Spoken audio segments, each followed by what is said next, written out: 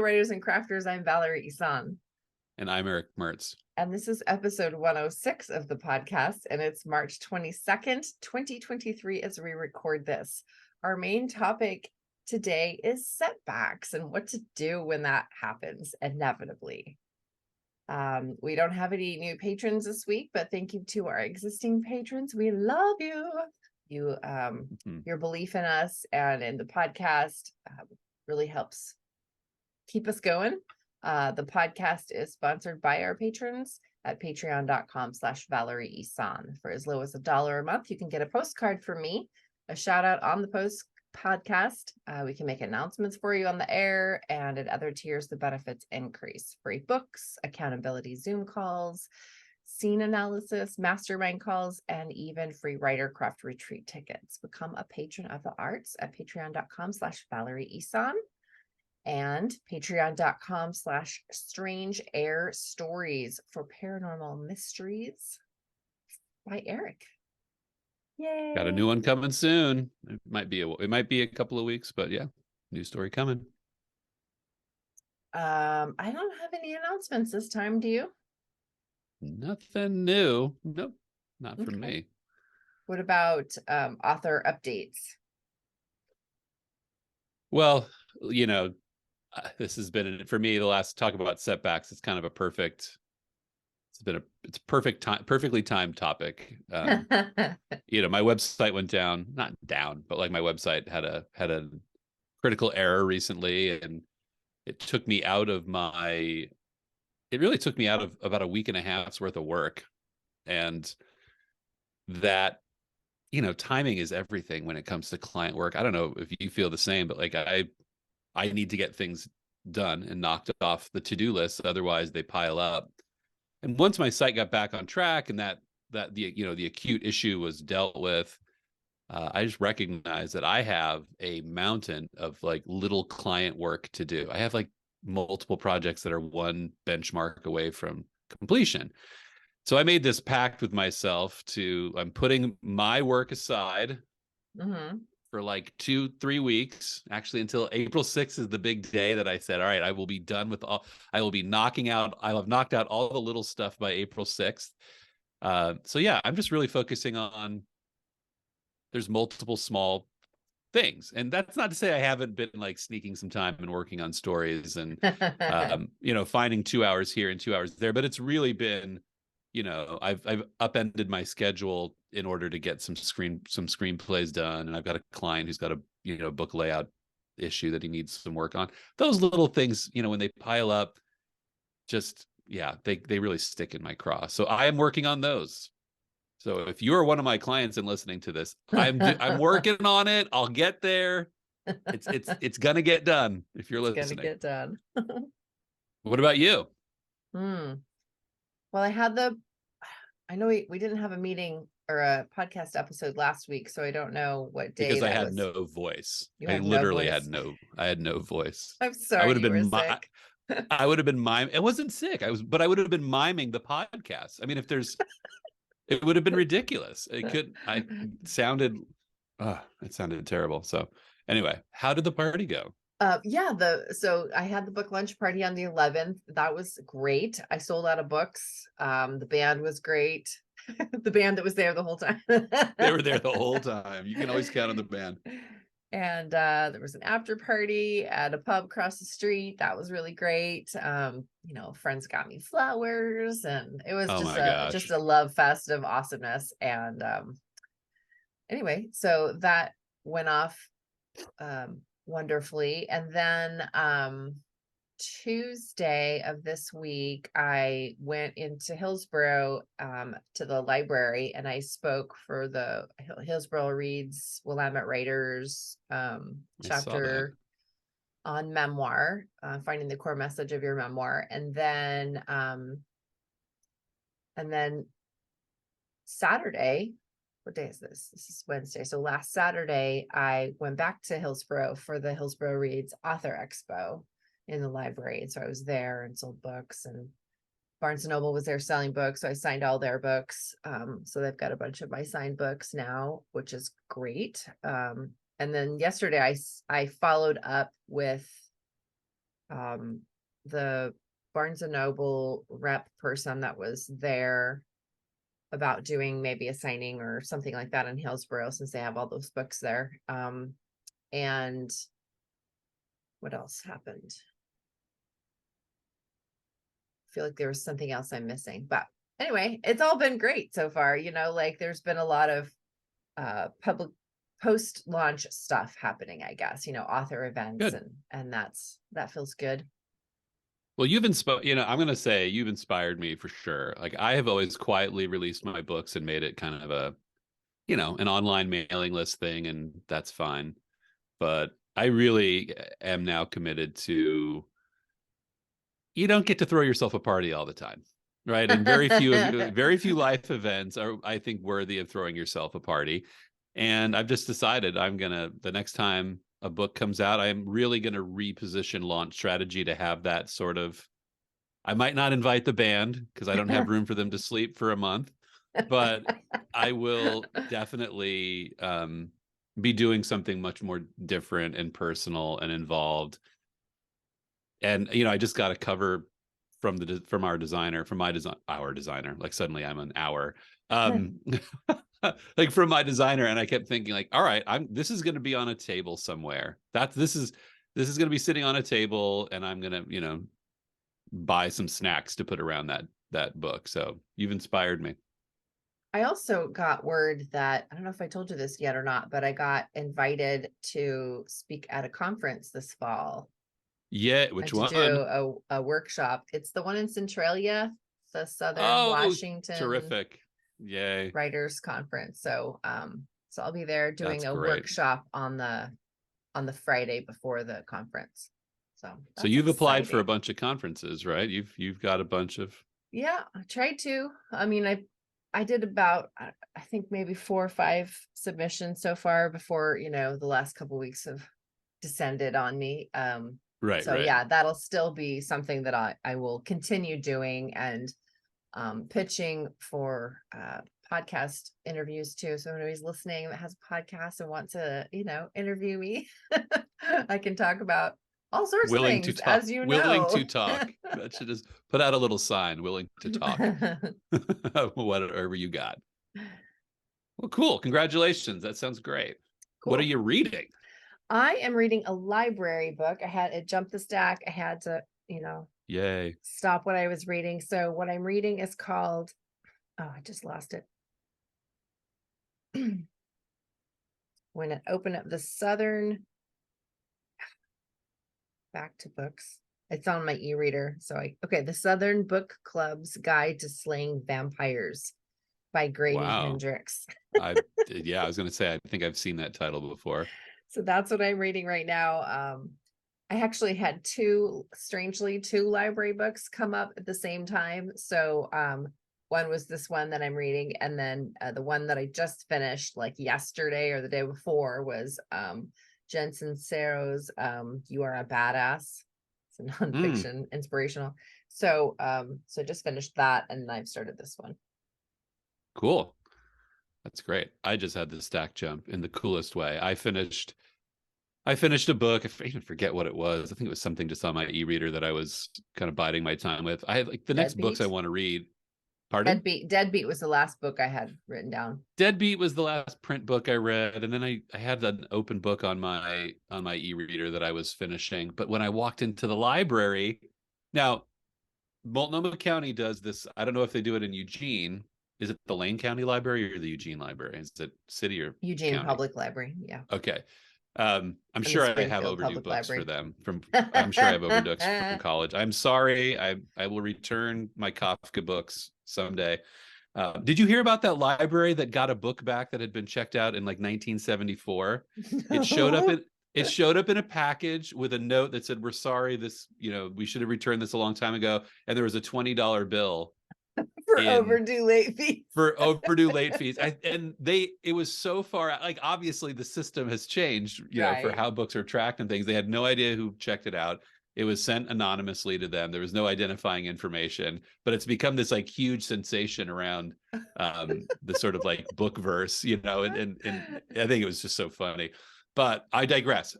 So the like in Multnomah County, they have this thing called Lucky Day, where there's always books on the shelf. They make sure that they have hot titles that are there when you walk in, so you can grab it off the shelf. That's what, hence the name Lucky Day. You can't put them on hold or anything. And I've had the Stephen King fairy tale on hold since the book came out, and I was still like 200 from the top of the list. It's one of those books I was never going to get. Walked into the library, there it is on the Lucky There it Day is. shelf, and I got so like happy, like I kind of lunged for it like it was Black Friday and it was the last TV. And my son is like, what's up? Because I like darted through the lobby to grab it, and the book has proven to be nothing like short of as good as my anticipation. So, How far into it are you? well, it's a portal fantasy. It's like, so the main character has just walked through the portal. I'm about halfway through. You're halfway through the book? Yeah, halfway through the book. So, okay. So that was Are you? I thought that maybe there's two reasons I was asking that. One was I have that book. I haven't started reading it yet. I got it used at the bookstore. And so I was thinking, oh, maybe I should, as soon as I finish this, maybe I should read that next so we can kind of be reading it together. But you're already halfway through. And the thought that, so when you said he just walked through the portal, and that it's a portal fantasy, to me, that would mean he would be walking through it as like the inciting incident or whatever, like at the beginning. So No, the fact that there's an entire other part of the book makes me wonder, like, what is Stephen King doing here? It is a fascinating, as far as the exercise and structure goes, so far it's fascinating because, right, for me, when I read the dust jacket gives away a lot. So if you want a surprise, don't read the little dust jacket insert because it tells you a lot. But yeah, like when he walked through, I think it's probably a little more like 40% of the way through the book, he actually engages the portal. And Okay. I had that same head shaking thought, like, what? This is odd, like such an oddly structured book that, in 11/23/63 or 11/22/63, the JFK fantasy, portal fantasy, the going through the portal door happens fairly early, so that is the inciting incident. But yeah, interesting book. It is the quintessentially great Stephen King story. So I'm gonna guess the ending stinks, but right up till this point, Oh I mean, no. the characters are so good. I mean, it's like reading it is like putting on your favorite sweater on a cool day and drinking a cup of tea. It's like, this is so good. It's just, the book feels great. So anyway, if anybody wants to know how I really feel about it, I think he's gotten better over time. There was a period where people said like Stephen King had kind of lost it and he wasn't right. He was kind of writing Stephen King tropes, but I think he's really challenged himself to write different things in And this different was his ways. pandemic book. Yeah. Yeah. And it doesn't feel like it. But it's, he's going for something he's done before in a different way. This is sort of like Eyes of the Dragon meets 11/23/63 or 11/22/63, whatever the date of Kennedy's assassination is. It's like a combination of those two things, which are two books that I really, really enjoyed. So anyhow, read it. If you haven't read it, if it's on your shelf, pick it up. All right. I'm sure you'll enjoy it. I also have Billy Summers that you recommended too. Ooh. So those are the two Stephen King books that I have, and I have high hopes for them because you said they were good. And the things that you liked about them made me think that I would like them too. Now, I recommended Billy Summers to my cousin's girlfriend, who's a Stephen King fan, and I haven't heard from her since I recommended it. So she's either very busy, she's an academic, and maybe she, just, or I'm the only person that liked Billy Summers, but I don't think that's true. Well, it's my possible. experience with him is he's a little bit either too depressing or too scary for me. That's been my experience with his work, and so I don't read a lot of it. This so far couldn't be further from either of those things. It's just so not horror, but cool. Oh All man. All right. right. I feel good. Well, I've actually been getting up early and reading it. Like instead of just getting up and like doing other things, like taking a walk, I sit down and I read 2 chapters of it and drink my coffee. oh, Um, what a nice way to and I've been start the like day. yeah. Oh yeah. Oh, you inspired me there too. You always have so much reading time. I leave the book on the kitchen table so that Elijah can see it. Because I want him to ask questions about it. Oh, So nice. Nice because I want him plant. to. Yeah, I am that guy. So, All but right, let's let's talk about get into the setbacks. topic. Yeah. Oh yeah. So, boy, yeah.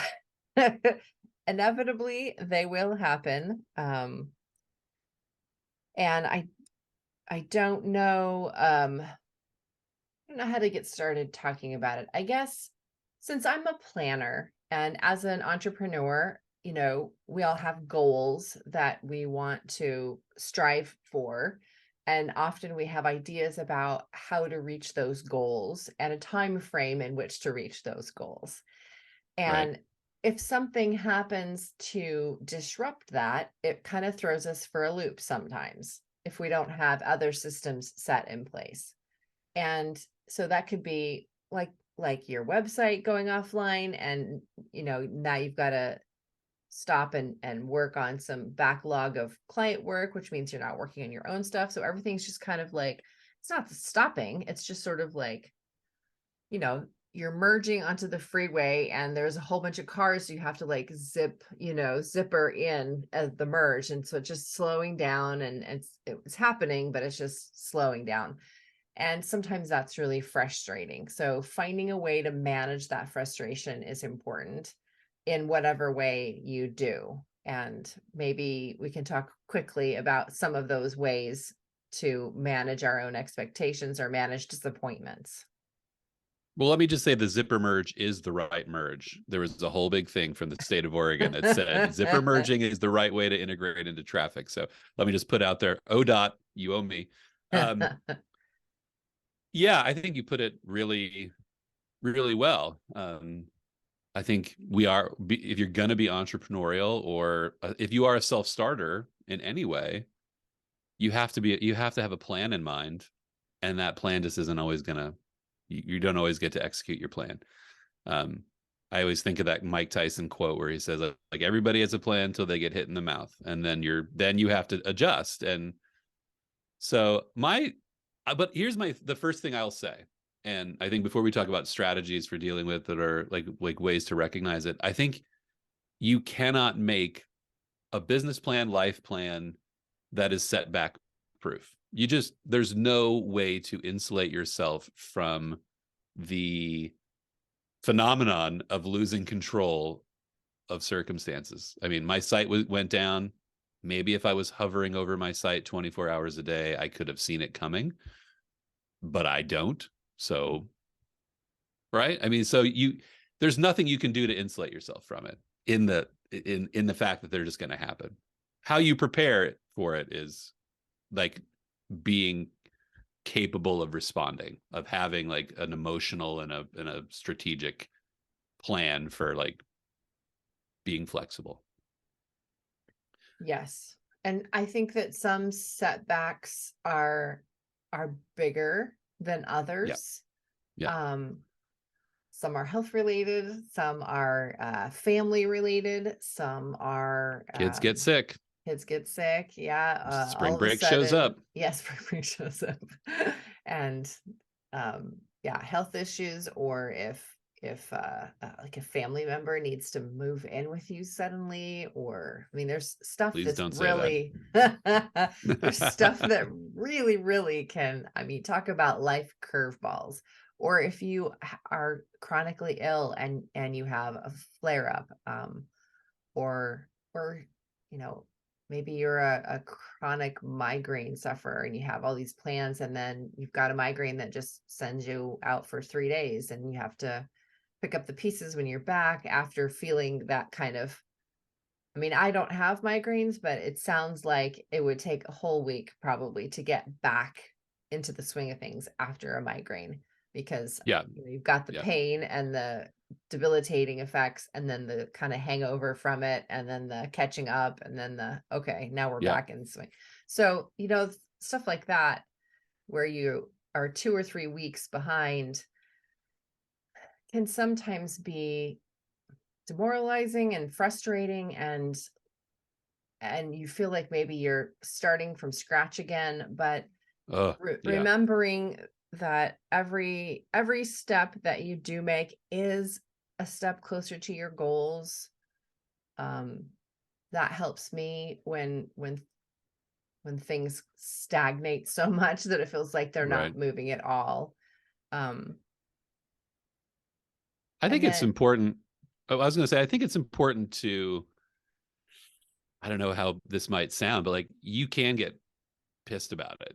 And I don't mind. Like you can, it's okay to get angry about it. Like when Mhm. my site went down, like I said some words, I stomped around. I got like it, like it's, I think we have this, I think this is part of mental health. Like don't, like the frustration, you just let it, you got to let it out. Like whatever if you're a runner and that's how you deal with anxiety and something blows up in you. One of the things I used to do is I used to try to fix it immediately. Like Mhm. sometimes something would explode and I would be the one trying to put it together like right away. And I have found that that immediate response can be counterproductive to actually fixing things because like I couldn't fix my site in 30 minutes, right? I had to like I was dependent on other people who weren't answering their emails, and I was mad about that. I stomped around. I went outside and bellowed at the sky. Like you just like whatever it is, go for a run. Like just it's okay to be upset about it. I think too much of that like controlled like just be mad. Mhm. It's not good. But then you have to have a plan. Then you have to come back and say, all right, what am I going to do about it? Yeah. One of the best pieces of advice I got from this business mastery class that I went to back in 2017 with Dean Wesley Smith and um, Catherine Rush, Christine Catherine Rush. They were talking about, yes, you've got your plan. And then when life throws you a curveball, which it will, trying to catch up after the fact is sometimes so not what you need to do and is so not helpful and actually can hurt you in your quest to get back on track, whether The it's impulse to immediately catch up.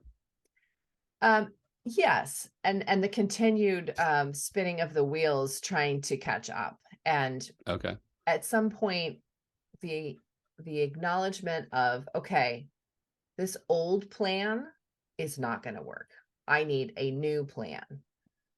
And that was like, oh, it was kind of, I don't know why I hadn't thought of it before, but it was such Right. a mind like, oh, I could just make a new plan. Okay, I Right. got Right. this. So then it's How not, empowering is that, huh? it really was for me Yeah. because I have overly high expectations for myself.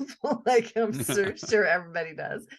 And when I consistently don't meet those goals because life has gotten in the way, Right. then I feel worse and worse and worse about, Of course. Yeah. my plan for the future and my plan for, my career and just, personality wise. So recognizing that, oh, okay, something happened and now this plan is out the window and I'm just going to make a new plan from this point on. This will be the new plan. And that just gave me a lot more comfortable focus, I guess, if Right. that makes any sense.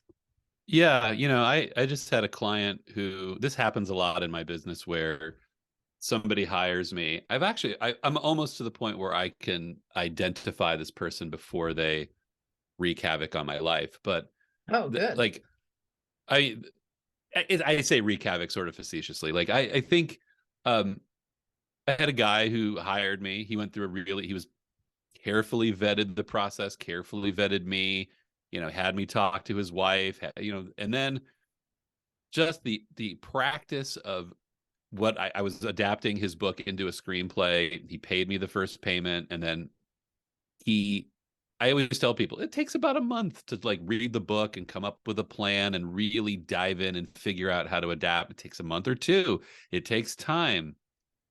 Within like 3 days, when I didn't have like the outline written, he was so itchy that he basically just let me go at that point, because I think he was too itchy, was not in a collaborative space. It was a setback because I had put so much, like I had made a plan, like, okay, here's how I'm going to go about the next. And for a ghostwriter, that's like half your year's salary. Would have been, but he let me go, right? And so I just sort of like, all right, that's a curveball. That's a huge curveball. I just wanted to acknowledge that. And I immediately, you have to make it. The most empowering part of that whole process is I get to make a new plan. Like, you don't, and it's okay to say he didn't mean to mess me up. And in fact, he was very gracious when he let me go. But I had to go make a new plan. But that can be empowering if you give yourself the right frame of mind. Like, okay, new plan. And sure enough, like a week later, someone else called and said, hey, we were a real match, and we probably move forward together here in the next couple of weeks. A new plan can be empowering. It's not just a coping mechanism. It is actually it's an empowering first step, not like a last step. I think it's good to think of it like that. And it gives you space for new growth too. Yeah, there you go. I couldn't have said it better myself. Well, that's like, think about it's like a plant, plants, the branch breaks on the plant. There's a setback, but what does the plant do? It focuses its energy elsewhere. The other branches grow as a result. The plant doesn't stop growing. You don't stop moving forward. Well, you might, but there's your lesson. You can't stop moving forward. Don't stop moving forward from a setback. Use it as an opportunity to keep going.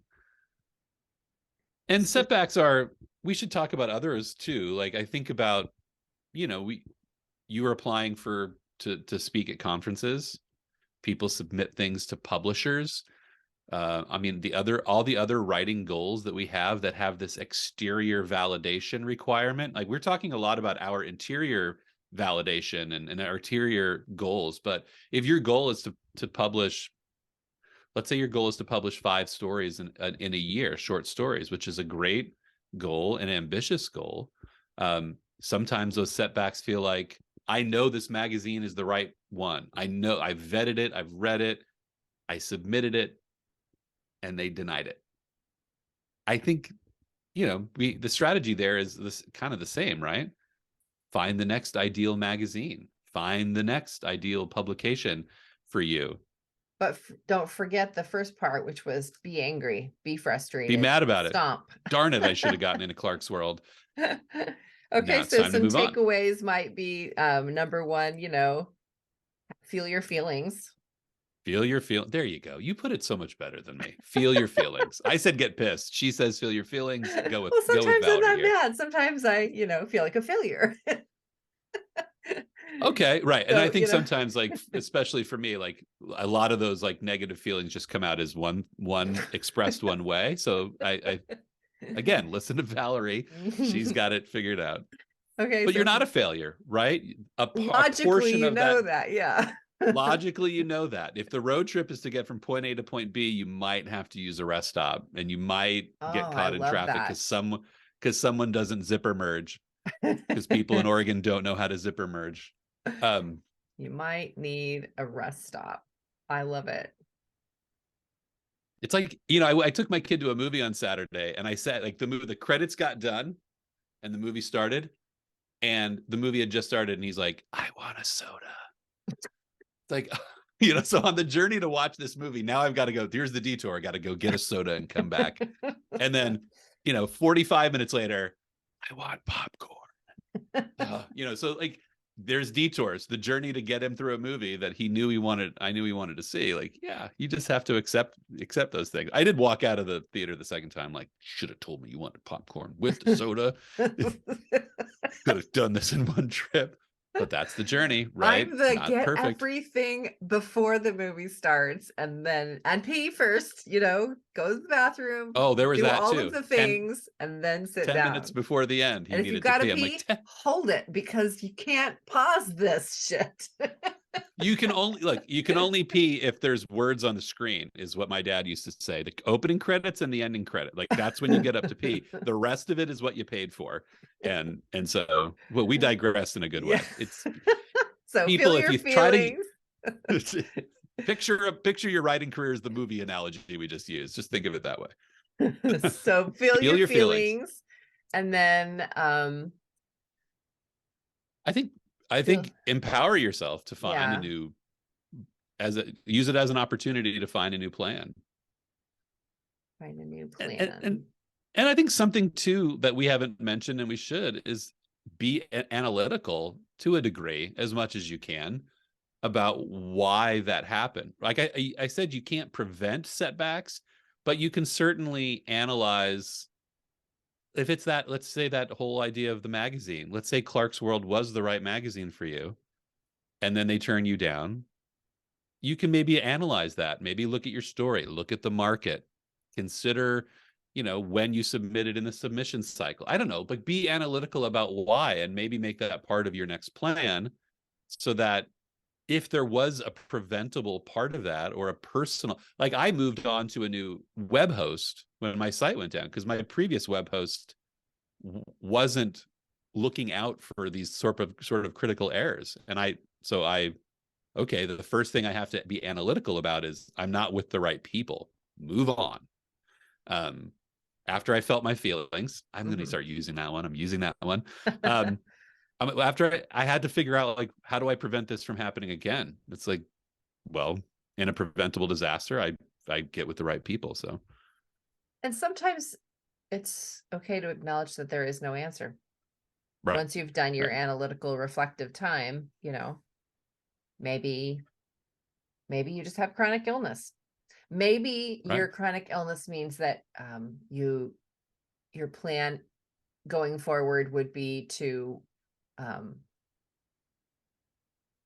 work less Give hours, space. or I was trying to Give figure out a space way for it. to give space for it. Yeah. And double up on your time estimations, just in case, Right. you have to take a week off or whatever. And if it's an emotional thing, just like maybe you just get the blues. Hmm. Maybe it's just what happens. And sometimes when you get the blues, all you can do is sing them. So Nice. that's All right. So I guess maybe that final one would be to leave space. Leave yeah, space for recovery. right.